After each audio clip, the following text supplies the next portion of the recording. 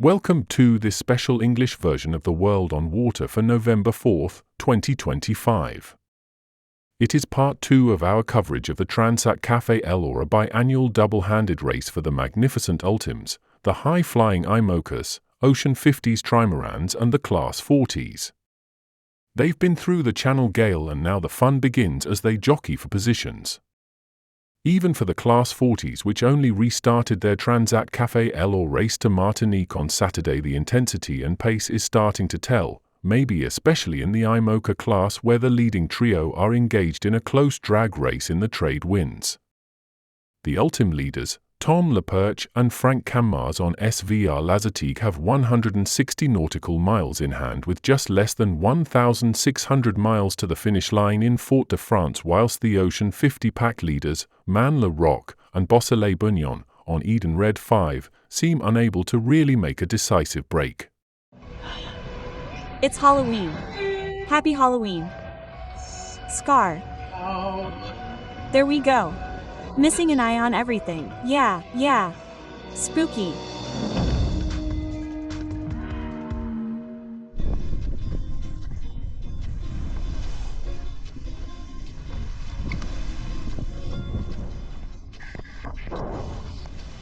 Tightening up at the Canaries. The lack of wind allows the sailor to recover. The top 9 in the Imo are within 40 kilometers. We crossed paths with Imoca there. We spoke on the VHF, we chatted a little. So it's cool, there's a good atmosphere between the mates, and we can see Massif and Charles in the distance over there on the side a little behind. The tension is high because as soon as the Canaries turn east, it will be a new speed race towards Martinique. In the final, the duo are sailing at over 25 knots and are positioning themselves to cross the Coteau Noir during the weekend. SVR Lazartigue is still well ahead. Behind, we are looking for alternative routes to make up the gap. The Ocean 50s, led by Edenred, are flirting with the African coast. Hi guys! Looking for the slightest breath of air to head down to Cape Verde, the last point before the big crossing pushed by the trade winds to Fort France. Finally, in Class 40, everyone took advantage of the stopover in La Coruña to get back on their feet before a new start on Saturday at 1 p.m. We're taking the opportunity to do a little bit of work on the boat, to get it ready to set off again at 100%. Some competitors are still at sea and won't have the luxury offered by the Spanish port before setting off again. Here are the dolphins to welcome us to Spain. Nope.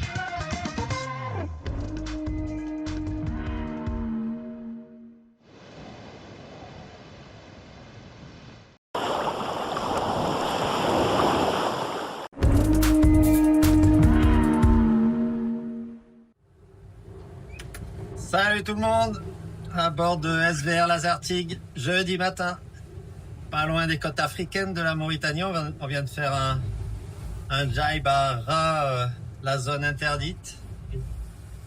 Et là on est en train de se diriger vers le Cap-Vert. Les alizés sont bien au rendez-vous. Ça a bien forcé depuis hier. Une vingtaine de nœuds dans le coin, donc ça commence à aller très vite à bord du bateau. Je vous fais un petit tour d'horizon.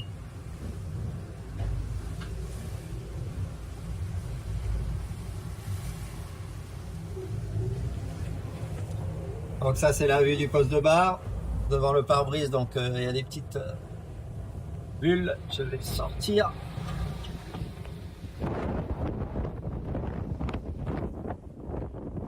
Voilà, une petite poussière, dans le vent, on est pas si léger que ça. La voile voici. Au sillage.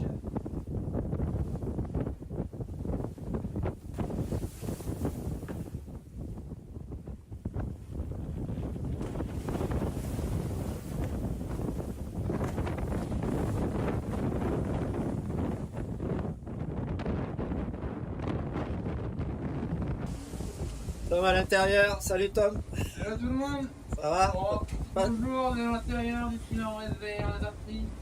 C'est cool, on est en panne en Mauritanie. Je fais 3 jacks, je suis venu ici. C'est bon signe, c'est que tu viens chercher l'Alizé. Ouais. Ça a passé une bonne nuit ou quoi? Tranquille? Ouais, on a bien alterné, c'est cool, on a bien dormi là, on a récupéré de... Ça va revenu. Ouais, il y avait du petit temps au portant, ça glissait, ça secouait pas du tout. C'était cool. Voilà, là, ce matin, ça a quand même bien accéléré. On essaye d'être un peu Et on a... 35 de vitesse dans le café. C'est bien. Ça glisse. Content. Et les autres n'ont pas eu la même chance que nous pendant la nuit, là. Ils n'ont pas pu choper le vent. Donc actuellement, on est en train de creuser. C'est une bonne période pour nous. Voilà, j'espère que ça va durer. Mais bon, comme toujours en cours, ça va, ça vient. Hein. Il faut prendre... Ça va être pour nous aussi. Hein. Il faut prendre ce qu'on peut prendre. Bon, bah, à demain. On s'applique. On s'applique.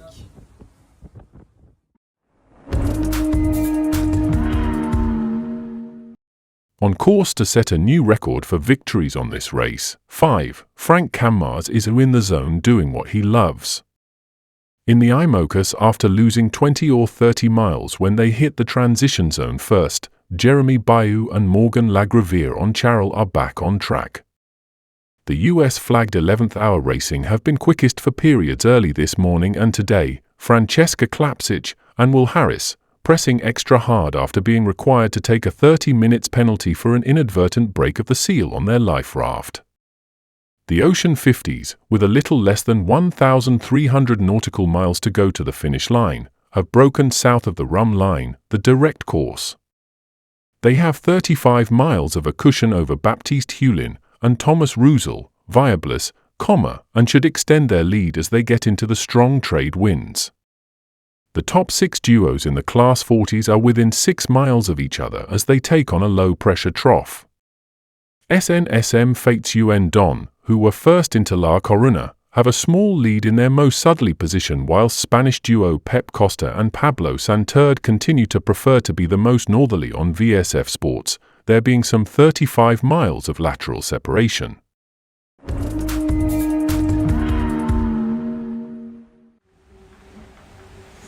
Salut, on est jeudi matin. Et nuit un petit peu difficile, on s'est fait un peu marcher dessus par les autres. Et on a perdu l'avance qu'on avait, notamment Massif qui nous est passé devant. La nuit avec des vents bien erratiques, bien tordus, bien compliqués. Mais voilà, on s'y attendait un peu, il fait pas forcément bon être en tête là, ça va plutôt revenir par derrière jusqu'à ce qu'on passe les Canaries. Donc voilà, mais ça tout va bien à bord. Morgan. Bon, Morgan, c'est pas du vomi. Morgan éponge. Et dessous, voilà, il y a l'alarme. Et dessous, c'est en direct. On a Massif qui est là.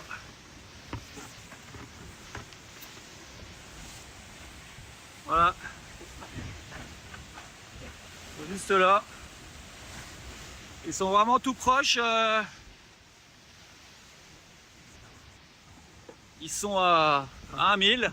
Nous on a du vent. Eux ils en ont pas.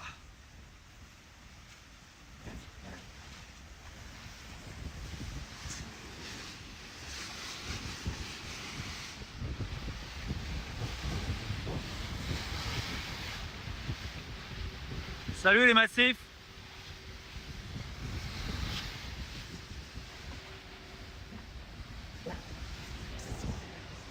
Ah, ça fait du bien, ça repartit à 22 là.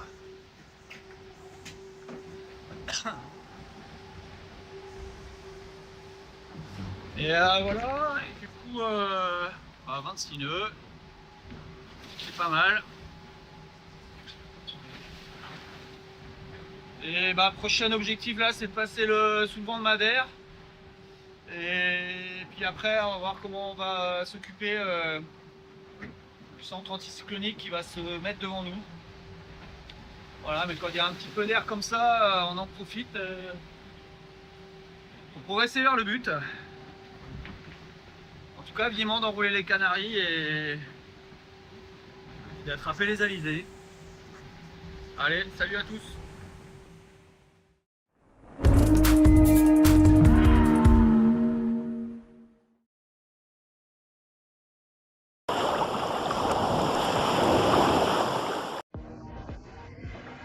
Yesterday it was flat calm and today we're back on the attack, with the Canaries and the south showing a lot of light.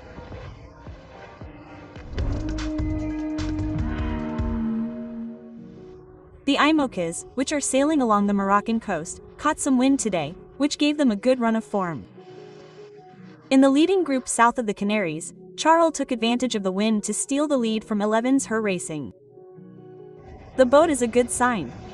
It means that things are going fast, and that was confirmed last night compared to their little friends. It's pretty cool, we're really happy. With 6 days to go before the Imocas arrive, the game is still open.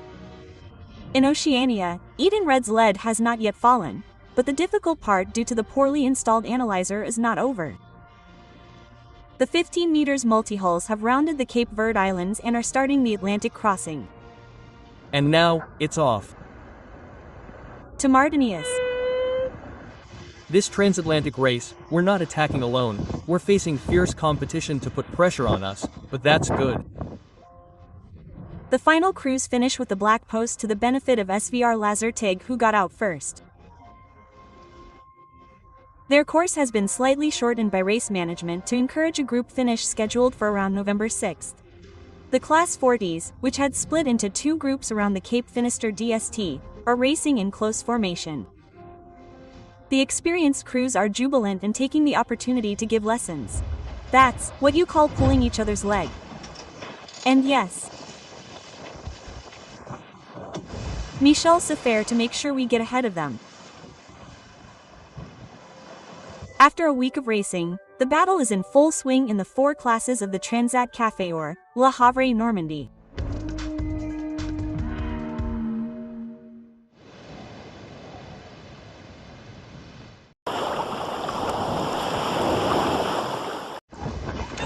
Everyone.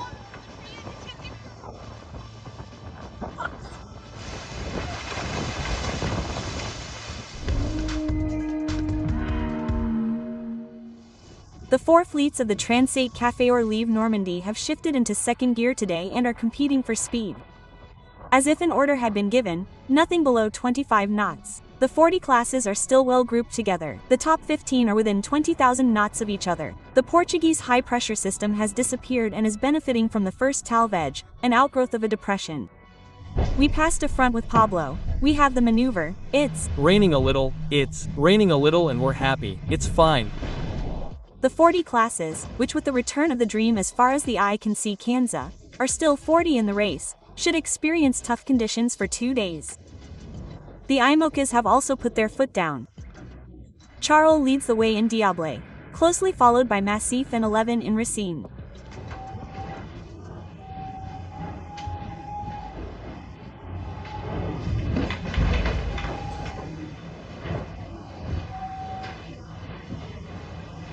We're trying to go as fast as our friends. It's not always easy, but we're hanging on. In the FY Oceans, the trade winds are also getting stronger. Edenred must not let it get to him to keep the lead ahead of his 4 closest pursuers. The last boats have passed the last mark of their course before picking up some wind along the northern coast of Brazil. You pass that to Pedro and that's it. We're fighting until the finish, with a cruising speed of around 30 knots. The hierarchy has not been shaken up and should not be again unless there is damage. SVR Lazartigue now has a lead of 170,000 with 1,700,000 to go.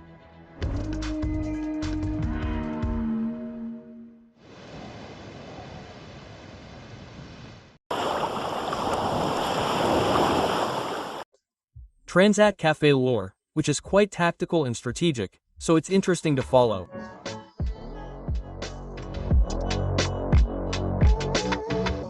And Sébastien Marseille, finisher of the 2024 Vent des Globes, candidate for the 2028 edition.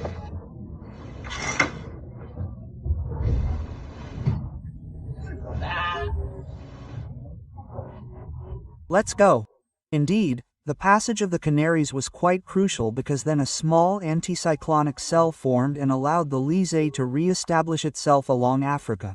And so, the fact of coming out in front basically meant that they could reach the Lizzie, first. And indeed, the slightly more westerly positioning that 11 Hour had taken, well, they had made good progress and then, well, the challenge is to cross, so they still have to go west.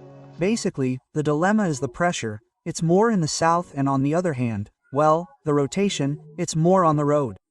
So, basically, the boats jibed along Africa to first get under pressure, and then, at one point, they had to break away to make a starboard turn to get closer to the route, and then, well, the positions became a little more fixed because the wind was from the northeast and, well, as soon as you tack again, it was an unfavorable tack. We also had a great battle with the whole fleet. Incredible after 5 days of racing.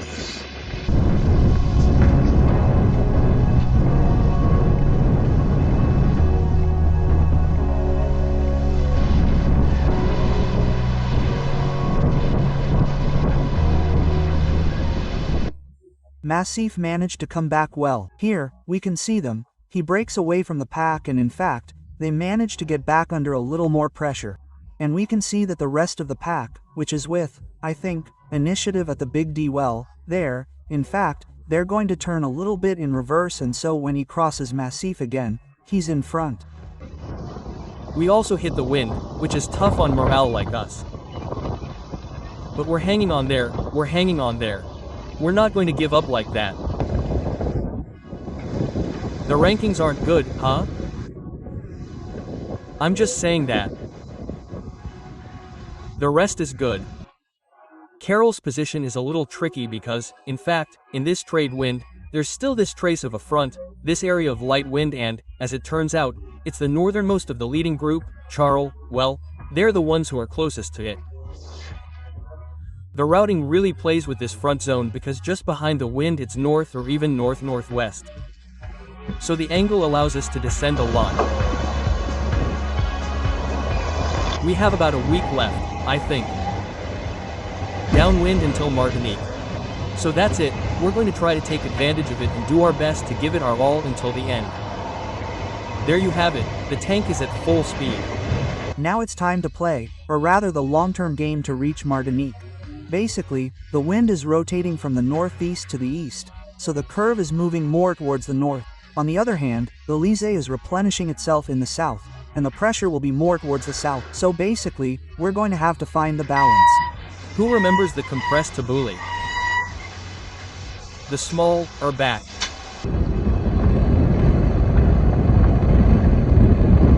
I'm passing the Canaries tonight.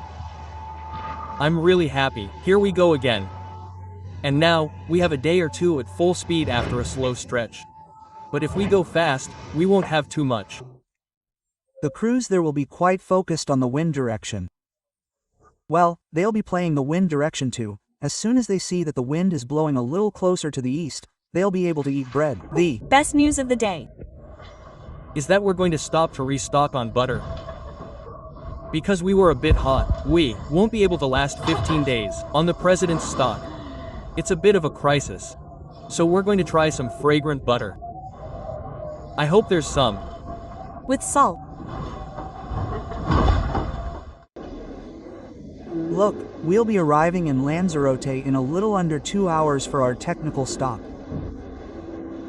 It's a bit hard on morale to know that we're letting the troops go, but it's to get going again. So we had mentally prepared ourselves, but it's not very funny. There you go, I saw that they stopped in Lanzarote. I saw that they had set off again. I routed them this morning. Anyway, the gap seemed to be pretty much the same at the finish as it is now. Café Joyeux is right in front, just in front of Fortinet. I wondered why Louis couldn't get to Café Joyeux. I don't know how, because it was created. Yeah, you see, they're there, it's in the ridge actually. They crossed the ridge better. They stayed stuck in the ridge, Louis and Moche, and then they went ahead with the wind, then it pulled ahead. From the reference points that Joyeux made, it was the boat that I considered the fastest in the drift boats, and Louis, he succeeded. I don't think he made up for all the performance deficit of his boat, but compared to Café Joyeux, he made up for a good part of it. I think he can catch up with them.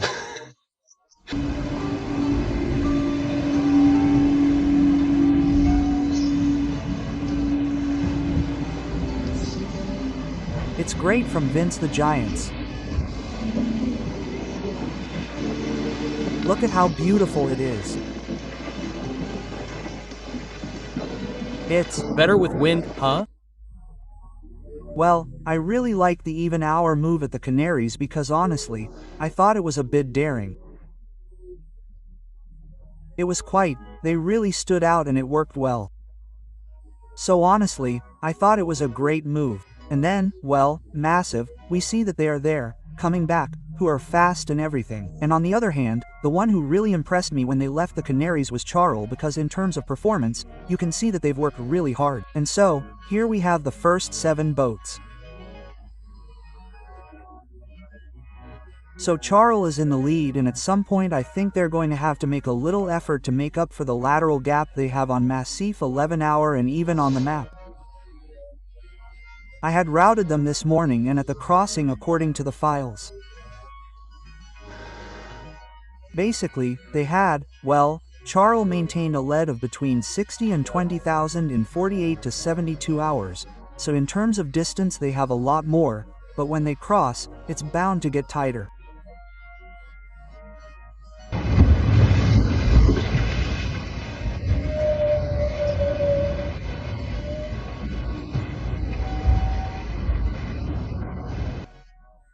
"6 days in Martinique, the first ones. We keep pushing. Cheers."